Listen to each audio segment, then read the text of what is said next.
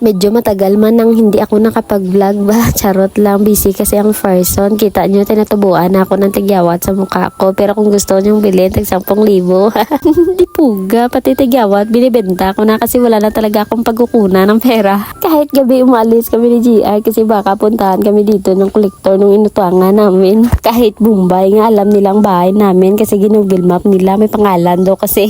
Hoy, baka maniwala kayo ha, joke lang tana yun. Nagsuot na nga ako dito ng helmet na binili ni GR doon sa gilid-gilid. Ano man ito man, di man ito matakod sa aking ulo man, ang bota. Ewan ko kasi dito kay GR, sabi ko sa kanya bumili siya ng helmet na pang transformer, pero pagdating niya parang payang na itong pinakita yun sa akin. Man, mayroon pang muslot-muslot. Anyway, mayroon pala kaming pupuntahan ni GR kahit gabi may tumatawag sa kanya, pumunta daw kami doon. Ay, sabi ko nga sa kanya, hindi man tayo magpahuway nito man kasi kahit gabi may tumatawag tana sa'yo. Sabi niya sa akin, bahala na kasi kain daw yung pupuntahan namin.